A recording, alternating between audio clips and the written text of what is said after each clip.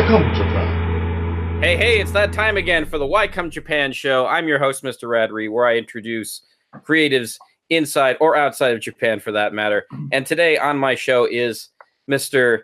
Lukasz Palka. Did I say that right? That's right. Hello. Okay. I feel really, I feel bad if I mispronounce that. So, No, that's exactly right. Lukasz Palka. Thank you. do a lot of people mispronounce your name? Yeah, they used to a lot. When I was a kid growing up, everyone mispronounced my name in America. Yeah. Oh, how do they pronounce your name? It's got a Z at the end, so anything with the Z, they just go crazy for that Z. It's like Lukasz. I see. It's a lot of stuff like that. Okay, so I should set you up a bit here. You are a photographer here in Tokyo. You do photography tours through a company called Eyexplore. Is that correct? That's right. And what is it? So I should probably mention how you got to this show. So a friend of this show messaged me privately, a guy named Magnus, who was a follower of the show, who I haven't actually really met. He was just a friend of a friend. And he said, who you should have in your show is Lukasz Palka. He'd be great. Okay. That's how it happened. All right, cool. Yeah. Magnus and I go way back. We went to high school together. Oh, really? Yeah. So we've been friends for a long time. And, I see. You went to high. I think I remember. I did a little research. Because that's what you're supposed to do as a, when you have a podcast, you're supposed to do research. Otherwise, it looks just rude or something. But I did a little research, and you did a documentary with him. That's right. Together, where you're talking about shooting photos in Japan and what that experience is like. And you said you were Polish American. Is that right? Yeah. So I was born in Poland, and when I was 5, we moved to the U.S. So we emigrated, and then I lived. I grew up in Chicago from 5 till I finished schooling and all that kind of stuff. Yeah. So you met Magnus in Chicago? Is that correct? Yeah. Well, in the suburbs. So at that point, I had lived in the city, but then around high school time, we moved out to the suburbs, to a little town called Barrington, Illinois. And and Magnus went. That's where he lived. I'm not 100% sure. I think that's where he grew up. His family always lived there. He's originally from Iceland, but he was born and raised, I think, around Chicago. I'm pretty sure. Anyway. And then we met in high school, and so we became friends, and then went to different colleges. But then I came to Japan, and he came to Japan. We both came to Japan. So he was here for a while doing filmography and all that, and now he's off somewhere. I think I don't know where he is, but right now at the very present moment, I don't want to speculate. But he's still doing cinematography, making films, things like that. And the documentary that you mentioned, that was a movie or like a documentary, a mini documentary that he wanted to make about me. And so I said, okay, sure. I think I'm not that interesting, but let's do it. and it turned out really, really cool. And and it's on YouTube. So if you could maybe link it somewhere later. But yeah. Interesting. Yeah, no, I'll definitely put it in the description below. I guess since this is the namesake of the show, I have to ask, what brought you to Japan? What is it that, suited you, that really brought you here? Right. I guess every foreigner hates, so why do I call the show that? But I don't know. It's a fair question though, right? If people want, what brings people here is often for me, it's like nothing special. I was just slowly became more interested. At university, I studied Japanese a little bit. I took a couple of classes, I learned the basics, and then I found out I could do an exchange program here. So I did. So I thought, okay, that's cool. I'll do a semester in Japan. And then that's when I fell in love with Japan. So before that, I was like, okay, this cool exotic place. Yeah, I know anime and video games and Pokemon and stuff. Like I've heard of that, but I don't know much about Japan. But then when I did that study abroad here is when I really got to know, especially Tokyo, and I loved it here because it's just it's this crazy, dense city with all kinds of stuff going on, and you never feel like you run out of things to explore, things to do, or check out in this city. But then I had to go back, so I graduated like a year and a half later, and then I came back here to Tokyo as an English teacher because I just wanted to live here, so I got any job I could The low-hanging fruit is English teaching at a Eikaiwa, a conversation school. And, because then you get a visa. You got to have a visa. And then, so like the what really kept me here, that's the best question, is why did I stay 10 years? Because I've been here 10 years now. Yeah, maybe I should change the namesake of the show to that. Yeah.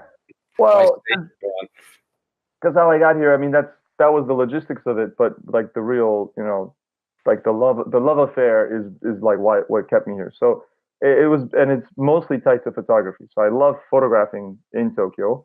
And going along with what I was just saying, like you never run out of stuff to do and see. Well, you also never run out of stuff to photograph. So as I got more into photography after coming here, I always felt like, well, I can't leave now because if I leave, I feel like it's unfinished business. I didn't capture enough and so on. So like every year I was like, yeah, another year. And then after about 5, I stopped even thinking about leaving. And it's just kind of, I'm just been here now 10 years. So that's the story. Right. Okay, so let me backtrack a bit here. Sure. So I mentioned previous that you collaborate with a website, like I said before, named Eyexplore, and I guess their quote unquote motto, at least from the website, it says a team of local photography coaches. Yeah. And it's more than collaborate. I own it. So I'm the co-founder of this company. Right. I mean, it's all over. Yeah. So it's me and another guy named Axel, and he actually technically started it, but I joined right in the beginning. And then we have a couple guys working with us, and that's what we are. We teach photography to people who are interested, who want to learn how to shoot particular types of photography. So we split it up by genre, like street photography or architecture and things like that. And it is these days mostly the travelers who come to Tokyo from overseas, Tokyo, Kyoto, and Osaka. Oh, okay, so I was wondering about that.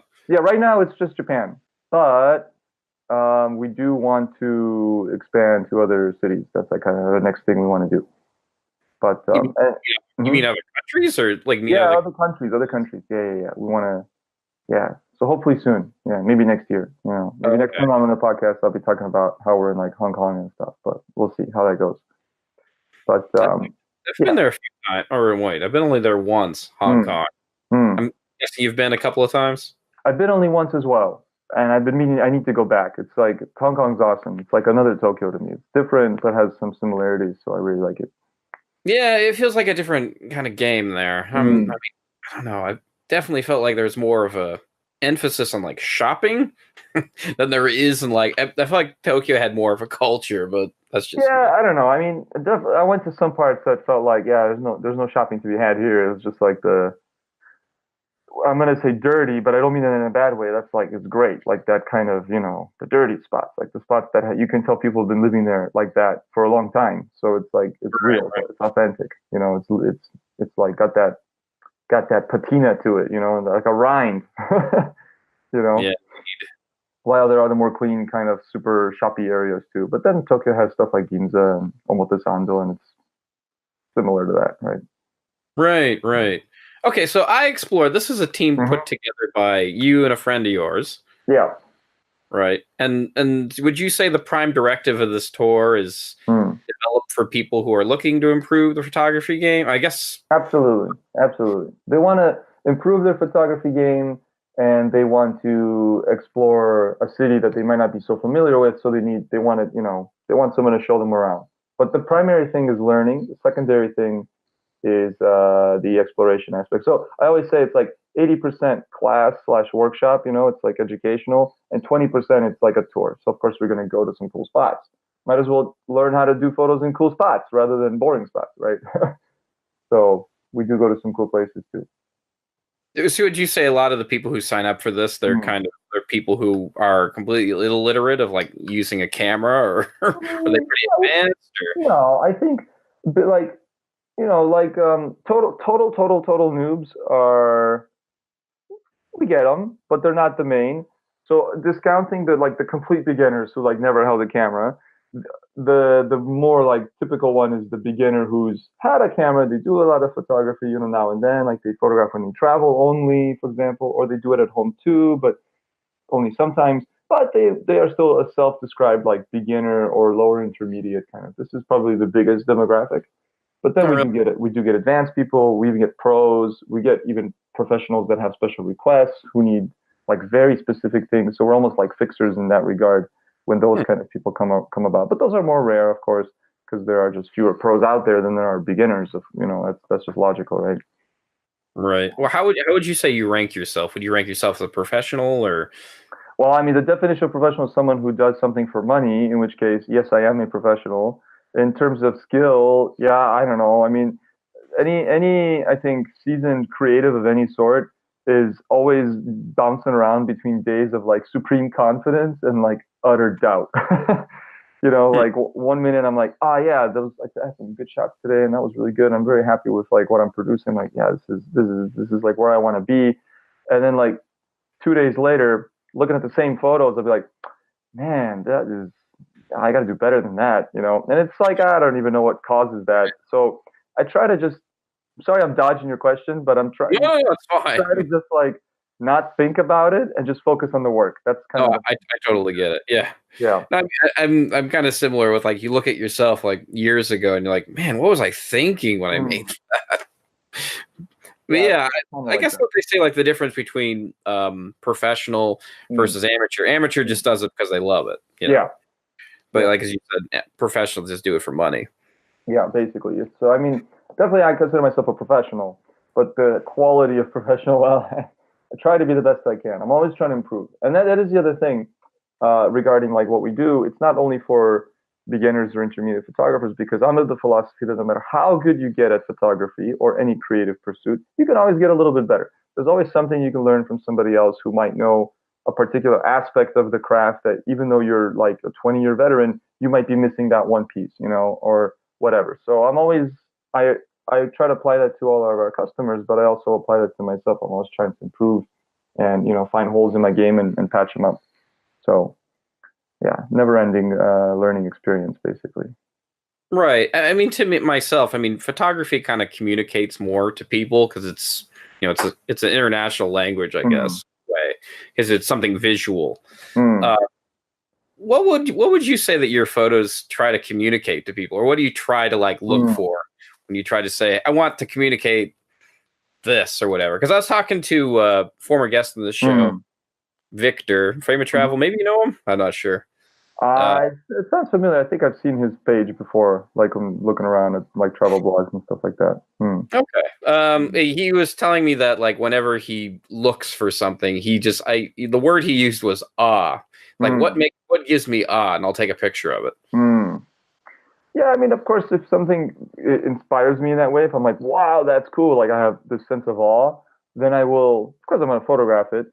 But, like in terms of something like that, well, that's just a feeling, but a lot of things can inspire that feeling, right? Or another feeling.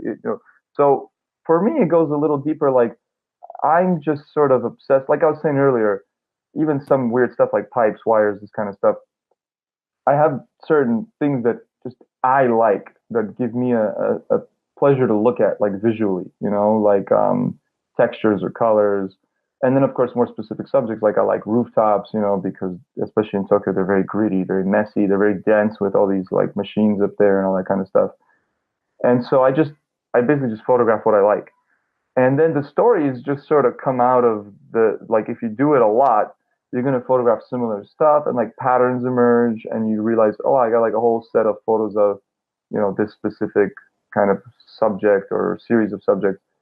And then, yeah, like I said, little stories emerge. And then the stories that I feel emerge from my work are different kind of facets or aspects of the city and the people in the city and how they sort of fit together. One big theme, I think, in a lot of my photos that I'm very conscious of because it's sort of evolved over the last 10 years of doing this is this kind of idea that the city is also this sort of organic thing. It kind of, it isn't purely artificial. Like, yeah, it's created by people, but then also no single mind really designed the entire city. It's this like patchwork of the how do I say, like motivations or volitions of different individuals. And so like it's all this like there's like layers upon layers of like growth within the city. And so when you look at it, a lot of stuff looks kind of strangely organic, like not really, but in a way. And so I like to photograph that kind of stuff, and then I think that does come through in my work. The another aspect is just the nightlife, because I do a lot of my photography at night. So the atmosphere and the feeling of Tokyo at night comes across. So yeah, I mean, there's no like conscious decision, but the stories are there from just this repetitive, look, I'm going to go shoot and shoot and shoot and shoot. And I shoot the stuff that I just simply find interesting myself. Yeah. Okay. So like I was going through a lot of your photos through your website. And I guess I have to ask, do you put a lot of editing into your photos, like to over accentuate them at all, or? It depends. There are, like, it depends on the project. So I do try to, especially like on my homepage, as opposed to like blogs and like DeviantArt, the social media, where I'm just kind of posting, without like much of a cohesion to it. On my homepage, it's like everything's divided into projects. So if you look at a particular project, it might have a lot of editing, while another one might have very little editing. And so I definitely think about the post-processing that I do on the computer sort of is part of the creative, decision process for that particular project, right? So like the street photos, I have a couple of series. One I call Chromodynamics, and it's about color and motion in the city. And that one is not very heavily processed. I think when you're doing candid street photos, and I think most street photographers will agree, you don't want to process them heavily because it kind of defeats the purpose of them being sort of like, how do I say, honest or candid, right? Like really true to life. Now some people may not agree, so I'm not pushing his agenda. And I've seen some great street photography that is pretty heavily processed, but still looks great. So this is just my choice, my philosophy. So that series is not. But then another series that I call Vaporized Memories, which is sort of inspired by vaporwave music. Right, I was gonna say. Totally. Which is then inspired by, of course, Tokyo and a lot of stuff from Japan. So you see what I mean by all this stuff kind of goes full circle. That one is very heavily processed because I deliberately wanted that vaporwave style in the shots with these like big swaths of color and then like shapes and anyway. So it just depends. Depends on the project. Yeah. Okay, like sometimes you see like these pictures on Instagram where they have filters, but they don't really need filters. And I kind of feel like sometimes you should only really put a filter on a photo if it. I guess you probably agree with this. Is if you make this, if it adds something to the story of the picture. Absolutely. I agree. Yeah. Yeah. Yeah, you should always be conscious of like, well, why are you making it like this? Is it gonna add or detract? And that actually goes for like everything in when you're taking a photo, even the framing. Like, I could frame it this way or this way, and they both look maybe good or like aesthetically pleasing. But which one is actually helping to convey the story of that particular photo? So I totally agree with the editing. It needs to, like, filters and stuff are okay, but they need to match what the photo's trying to say. Like, do you ever have like a signature to any of your work? Like, you feel like this is totally me? Like sometimes, like when I made stuff, like I've made a few short films here and there, and sometimes people tell me like, "Oh, this is such a Radley movie," and I'm like, "What? Like it is? Like I didn't know that I did that." Like somebody pointing out your own mannerisms. Do you ever feel like you have like a signature you're familiar with? Because I still don't know what my quote unquote signature is. Yeah, it's hard to say. Like, again, like you said, it's like when you look at yourself, like, what would I point to? I can list a lot of things, but I don't know if those are the signature. But I have had feedback from people, and a common theme in the feedback is like rich and interesting colors. Because I pretty much only shoot in color. I don't do black and white, even for street, which a lot of people do black and white for street. But anyway, so people really like the colors of my work. The point that they ask, how do you get your colors? What camera do you use? Is it the camera? Is it your editing? And they want to know. And I say, well, I don't know. This is what I do. And the colors always come out good. And I don't know. Sometimes they don't come out good. I think that's also the other thing is just self-editing. And people don't see the ones that aren't good and they only see the good ones. That's most photographers out there, I think. So I think, strong, good colors. Also, I tend to do compositions that are fairly like clean and geometric, Like I like straight lines and I like things to be kind of neat rather than like chaotic for most of my shots. But there is one that I have heard people say to me, and that is they've even called it the Lukasz angle, because when I'm teaching, especially when I'm teaching photography, I'm often emphasizing that sometimes, even on a landscape, like an urban landscape, maybe not a natural landscape, but an urban landscape, it's okay to tilt the camera a bit. You don't have to get everything straight. It's good to tilt the camera and get like nice, interesting leading lines and angles and stuff like that. To the point that like people have said, like, oh yeah, this is like a Lukasz way of doing it. You know, because most people don't learn to do it that way. They got to get everything straight. So I guess that's kind of like what you were saying, where they say this is a Lukasz way to do it. I'm like, is it? I don't know. That's just how I do it. But I never thought that I'm unique in that regard. I still don't think I am. I just think I was the first person to teach him that. And then they're like, oh, wow, it's his thing. So, yeah, there's some stuff. There's some stuff like that for sure. Okay. Well, does it ever make you feel self-conscious being pointed out your own mannerisms? Because it does for me. Yeah, a little bit. Yeah, definitely. Like the angle thing for sure, especially the ones that I'm not aware of. Like the colors thing, that's one that I'm more aware of because I try that. I like to have colors. I like color photography. Anyway, so I'm working on that. So when people do say that, I'm kind of pleased. I'm like, oh, great, it's working. But this other, like this angle thing, I'm more like, really? It didn't ever occur to me that this is just like a thing that I do. Or again, I'm still not convinced it is a thing that only I do. But yeah, definitely, I get a little self-conscious. I'm self-conscious right now talking about it. I'm sorry. I apologize.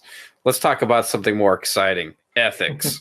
Ethics. Okay, great. Yeah, more a hot topic, you know. This is what people came here for. What would you say the ethics are, like in terms of taking photos? I mean, the reason why I asked this question is like supposedly I should probably do my research here. I don't have time for it. Supposedly there's some book that came out, like a photo book of drunk salarymen. Yeah, there was. You know about this? Yeah. I forgot. I think it was. I don't know where the guy's from, but there was some social media stuff about this book. Yeah. And then there's also, in addition to that, people realize like, yeah, the book's the book, but there's actually like a whole Instagram. It's called Shibuya Meltdown. You know this one? And it's like Shibuya Meltdown. Yeah. So this is just like people contributing. It's not one person. People contribute to this. Someone runs this Instagram channel or whatever. And it's just like lots of photos of really drunk Japanese people on the streets, you know, like passed out in really funny poses and situations. And then the guy did a book of his own photos, which are a little more serious, like a little more dark than the funny ones on Shibuya Meltdown, but same thing. So is it ethical? That's the question. Is it okay? Is it okay? Well, I guess I don't know, because I mean, it is kind of an ethical question. It's like, is it okay to take pictures of drunk salarymen? Is you can consider it art, or is it invasion of privacy? Yeah. So my philosophy is, okay, well, all right. There is actually like some legal precedent in Japan for this stuff, but I'm not a lawyer. Everything I'm about to say is just like stuff that I've read. I don't know how much truth there is to this. So first, I'm just going to quickly mention this stuff that I've heard, and then I'm going to talk about the ethics of it. But basically, it's totally fine to photograph these people, but if you publish it, you might get sued, you know, because you kind of damage the reputation, right? So people have grounds to sue you. And I basically just kind of actually, that sort of lines up with my actual feelings on it. I think it's kind of always okay to photograph them, because until you publish the photos, no harm, no foul, you know?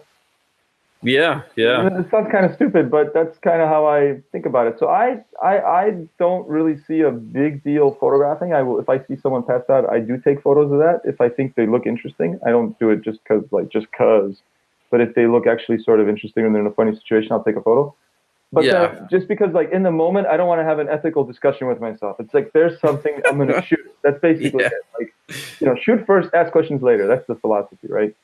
Because otherwise you miss good shots. Then I'm going to go home and be like, I should have taken a photo of that drunk guy with his, like, you know, passed out on the thing. Anyway, so I just do it, and then later I think about it. I think about like, okay, can I see the person's face really clearly? Yes. All right. I'm probably not going to publish this because, you know, and then also like, is there really an artistic merit to this? So like, yeah, I snapped the photo. It goes back to self-editing. Like, and I'm looking through them. I'm like, yeah, but this is not a groundbreaking photo. It's just a drunk guy, you know? Yeah. So, you know, and by the way, that book that we were talking about, I'm not sure we're talking about the same book, but the book that I was reading about online, a lot of people in the comment sections on those posts and stuff that were, you know, pushing this book were saying like, well, these photos are they're not that interesting. They're just drunk guys. Like, there's not much going on here.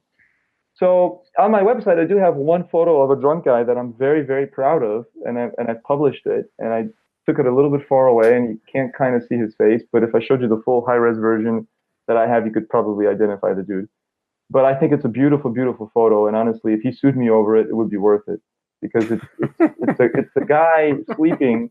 It's like a you know how in Tokyo they often have children's playgrounds in the most like god-forsaken places. You know what I mean? Yeah, like that tire one in Kawasaki. Yeah, right. Well, I don't know that one, but I'm sure it's exactly what I have in mind because it's always like under a highway or some crappy bridge somewhere, and there's like no grass, and they'll just put like a slide there or like a jungle gym and be like, yeah, that's the park, whatever.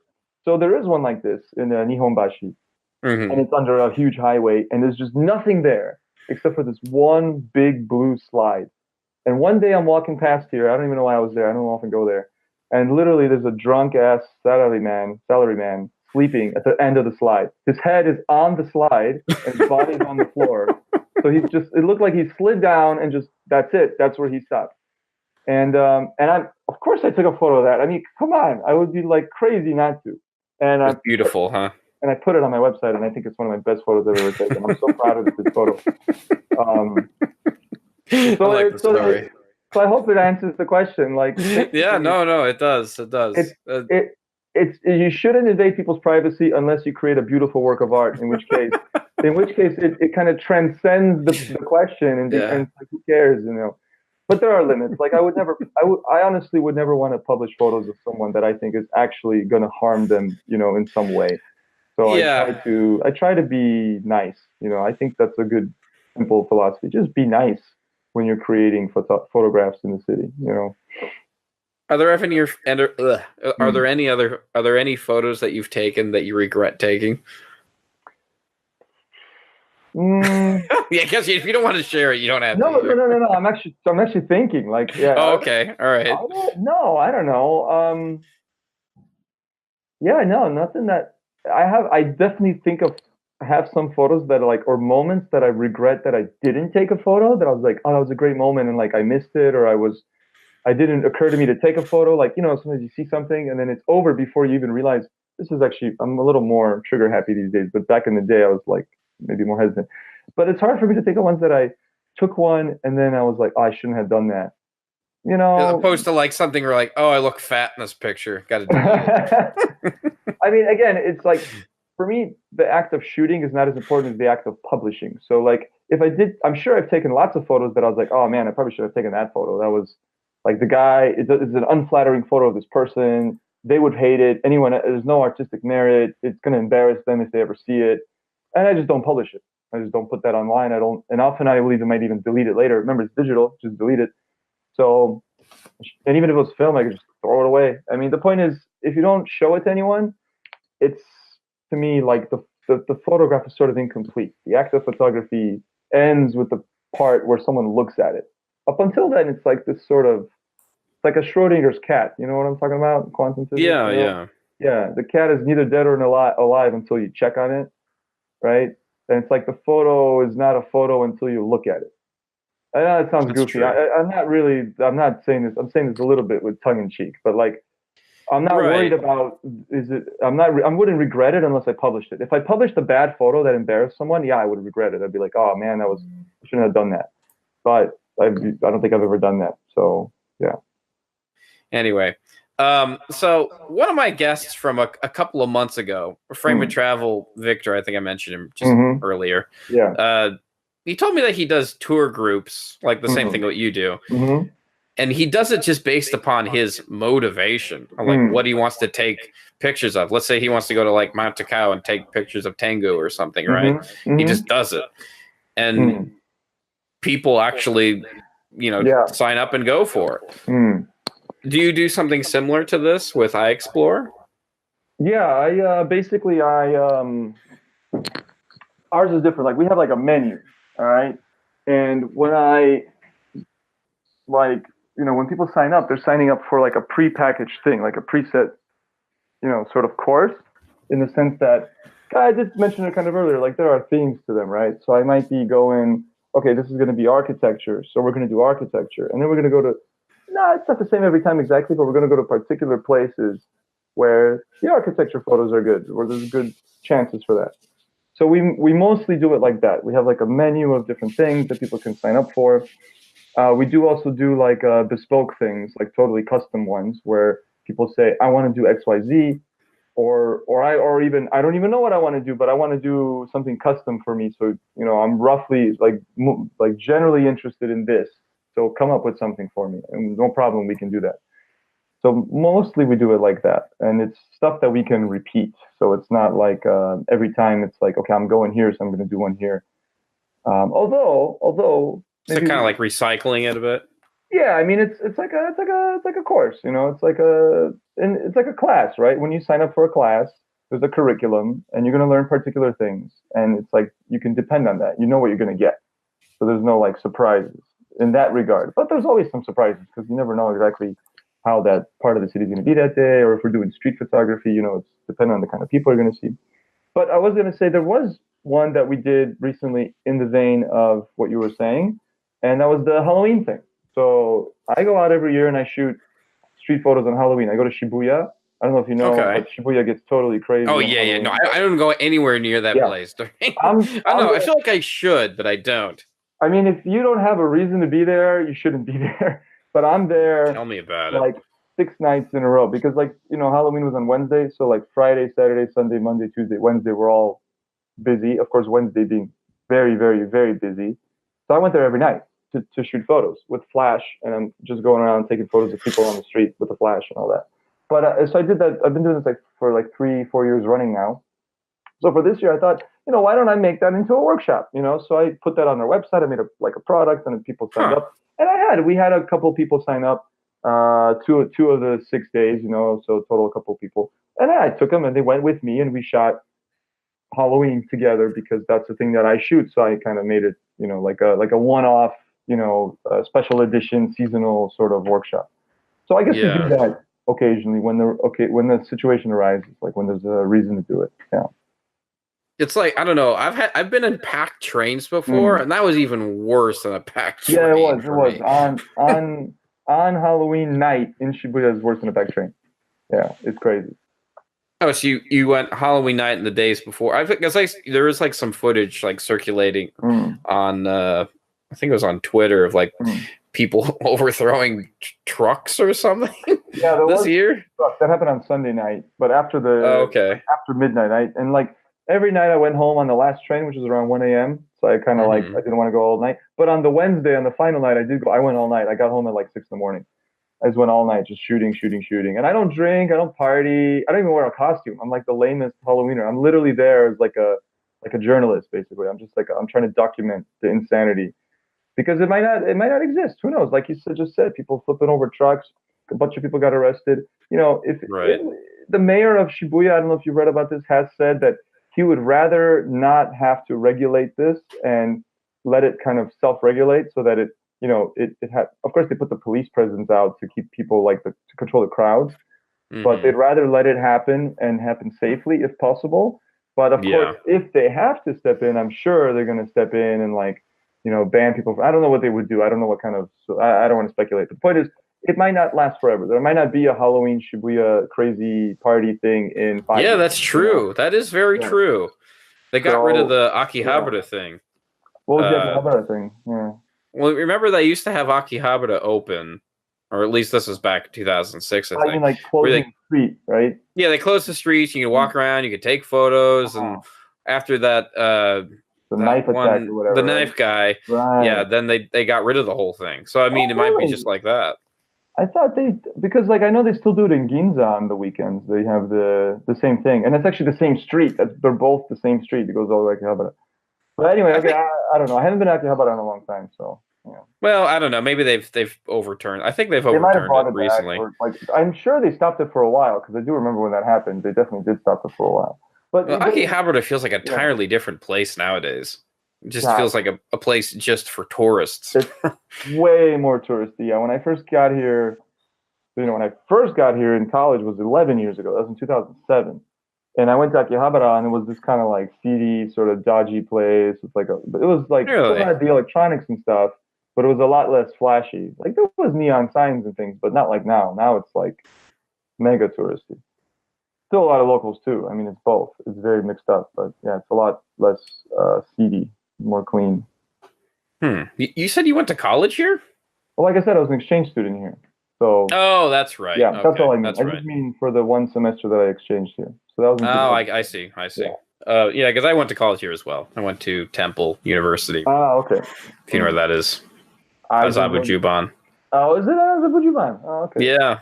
I didn't know it was there. I know the name of the university, but I didn't know where it was. Yeah. I think they're moving it actually to I think Yoyogi. I'm not sure. Oh, okay. But that's not important.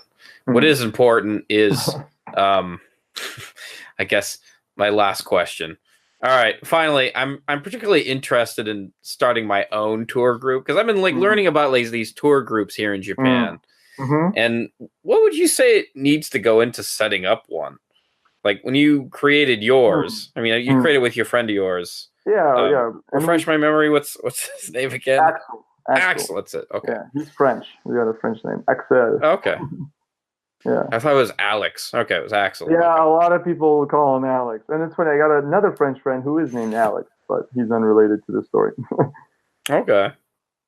But anyway, so yeah, Axel, it was the very beginning. I mean, like I said, you should have some sort of a plan. I think it's okay to do like how your other friend does, where he kind of says, okay, I'm going to go to Takao today. Let's invite some people. I don't really see anything wrong with that.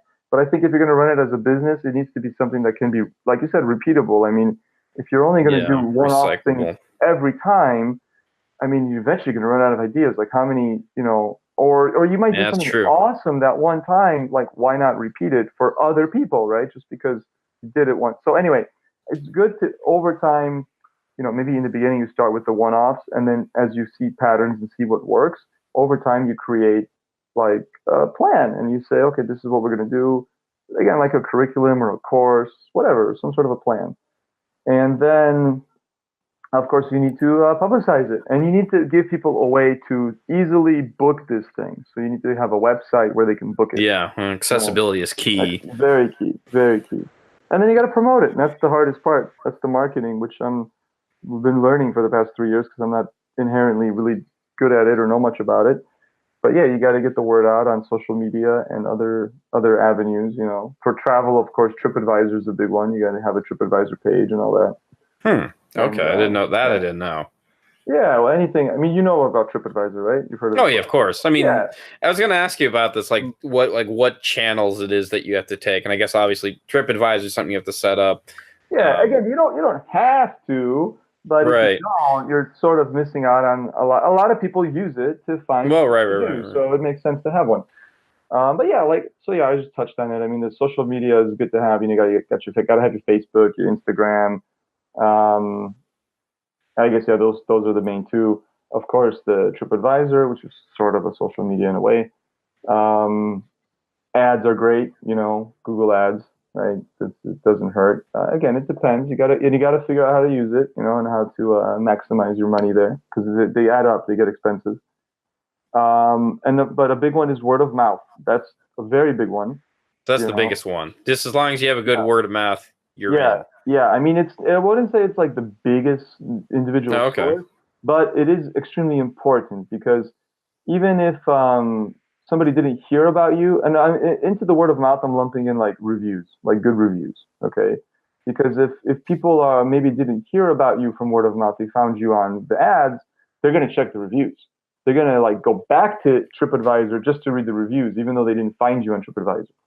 So it's good to have, you got to have happy customers that are going to say good things about you. So those first bunch of reviews are crucial, and you got to make people happy, which again is why you got to, as much as possible, refine a decent product right off the bat. But of course, it's you don't want to like spend a year planning everything and never try it. You got to start trying right away, which means free.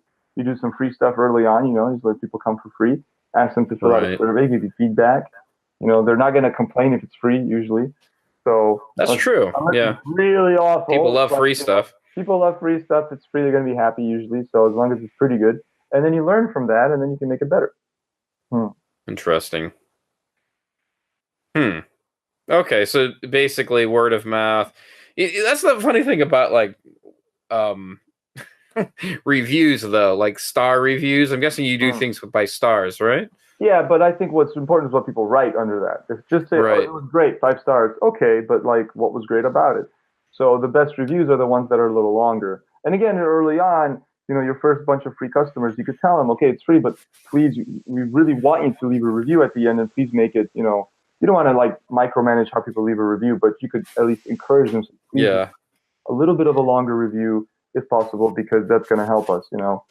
And again, those early adopters that come for free are probably like sort of interested, or like I don't know for sure, but they might be like kind of fans in some way, or like the people so they're kind of like in your circle. So they have like some extra sort of compassion or motivation to leave a nice review. Not necessarily like a positive one by default, but what I mean by nice is just like an in-depth review.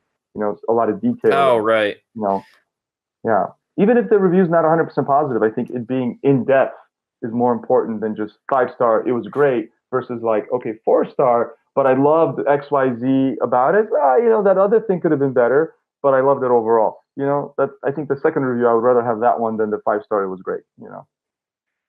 Yeah, right. Well, because usually when I with anything really on the internet, like Amazon, I don't know, Goodreads or whatever, I always go for the 3-star and the 4-star reviews because I know that they're going to say something. Like they're going to tell me the good things, they're going to tell me the bad things. That's right. Whereas like the 5-star reviews, they're only going to just praise it. Yeah. Because they're just trying to be complimentary. Yeah. And the 1-star reviews, they're really hilarious. They're hilarious. Like, sometimes they have nothing to do with like what they're talking about. Yeah, I know. Like maybe they're doing a hotel, right? They're reviewing a hotel and it says, "I hated it. It rained." Like, how is that the hotel's fault? Yeah, especially on Amazon, like trying to buy like walnuts or something, and then the review in Japanese was like, the walnuts were great. 1 star, of course. Walnuts were great, but like the delivery guy like was rude or something like that. And I was like, what? I don't care about that. I just want to know if the nuts were good. Anyway, whatever. So I know exactly what you mean. So yeah, I think obviously you want to have positive reviews. You don't want any 1-star reviews. That goes without saying.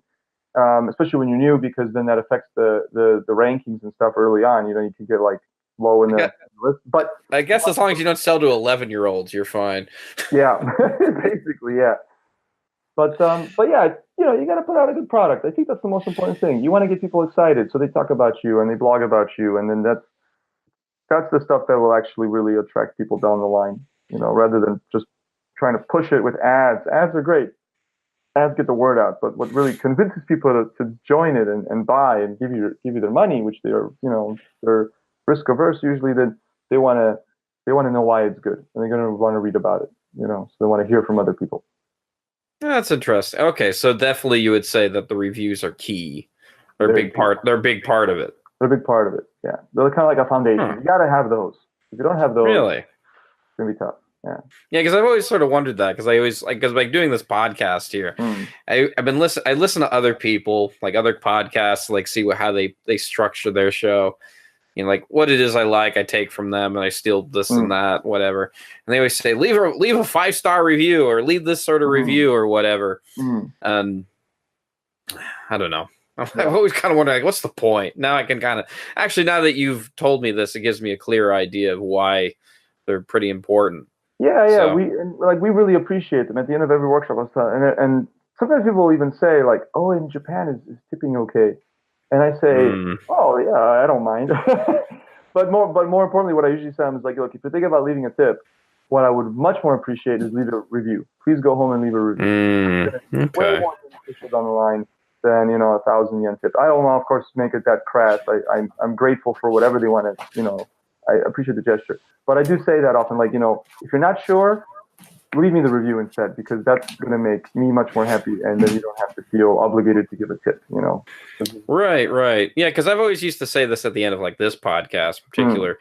Now I can feel a little less disingenuous about it, because like I always just kind of said it as like, a structure format thing, and like, why am I even doing this? But now that I have kind of a motivation, and usually when you have some sort of motivation or some sort of idea or vision to something, it really, really helps, because people want to follow the passion. They don't want to follow, some copycat that you could just find hundreds of those on the internet, right? That's right, and that's exactly right. People want to, belong to something, or kind of they want something that resonates with them, and then when it does, it's sort of like becomes a small part of their personal identity.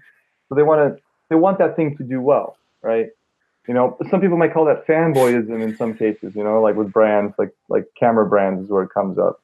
Like, oh, I shoot with this camera, I shoot with that camera, and people get kind of hung up on that. But that's why that happens, because people want to identify with stuff, and they want the things that they identify with to do well, and then they're going to leave reviews and stuff like that. Yeah.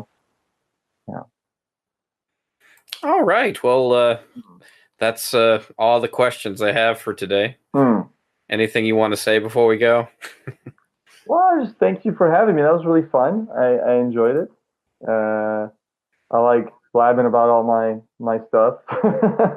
Yeah, no, it is kind of fun. I mean, I hope everyone found it interesting, and if they have any questions, they could send them to you, forward them to me. I'm also I'm also like happy to encourage people to like come to Japan and how to live in Japan or start a business in Japan. These are daunting things, so I'm happy to even if a little bit this conversation inspired people to move here or explore Japan a bit more. I think that's a nice thing. Right, because I was on a different podcast a couple of months ago called Inside Japan podcast with a friend of mine named James Vinovich, and it made me a little self-conscious. I'm like, wow, I have to talk about myself. This is weird. Like in terms of my accomplishments. I don't know if you ever feel that way. Like, or maybe you're used to like selling yourself because you work at Eyexplore. No, I'm not sure. It just feels weird. I mean, like, just like, I get it. I try not to be like, okay, here's what I'll say. Like, as a photographer, I think it's very important to be able to push and sell yourself. And I'm not very good at it because I often feel a little self-conscious when I do it. So I'm not the most actually adept at self-promotion. But I am happy if I feel people do want to hear about this kind of stuff, I'm of course very happy to share, because I think if somebody else gets ideas out of it and then they can go off and do their own thing, it makes me feel good. I like that. Yeah, sometimes like I feel like I'm an ad man, where you're selling. I mean, this is me. This is totally me, not you. I'm just for sure. For reference. Something because like ad men, they're always selling lies, and it's like, I don't want to sell a lie, I want to sell who I am. But then again, you don't want to sell yourself, that's like being insecure about your own self. But right. I don't know. I mean, maybe some people, they like to talk about themselves, they know how to talk about themselves, but yeah, there's this like slippery slope almost, where it's like you might have an authentic thing that you believe is good. You're not lying to anyone, but if you talk about it too much, you start to feel like, wait a minute, am I like, starting to like kind of buy into it too much or something like that or whatever. No, I get that feeling. There's this feeling of like sort of, again, doubt or self-consciousness, but I think it's okay. I think as long as people are saying, hey, I want to hear about this, then I'm happy to talk, and I try not to be too worried about it. If somebody doesn't like it, just tell me shut up, and I'll be like, okay. So yeah. So I am interested in because I guess you'd call me, what did they say? What's the moniker today? YouTuber. And I do like making YouTube videos where I go around and I go out and make vlogs. I was wondering if I could use the Eyexplore, if I could book you sometime and maybe make a video on what it is to be, on a tour of yours. Would you be up for that? I would absolutely be up for that. That would be awesome. We love that. Yeah. Great. I mean, this way, it pushes your business, I guess. Yeah, and then you get to experience it and it's, make a story out of it. We'd love to do that. Love to have you on a workshop one day. Yeah. Great. I guess I'll talk to you after this podcast is over, and we'll arrange something like that. Yeah, sounds great. All right. So this was a live recording on YouTube. Be sure to leave us a 5-star review. I don't know. Leave us the best. Leave us whatever review you want. Now that you've hopefully what you heard today registers with you, the listeners. I'm talking to the listeners out there, and it tells you how important the star system is, and how many people look at it.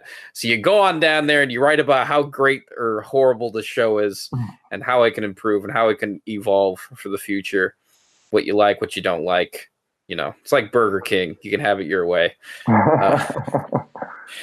And next week on the show is Shivers, YouTuber. And until then, I'm Radrey. And I'm Lukasz Palka. Thanks for listening. Yep. See you next time, guys. Bye. See ya.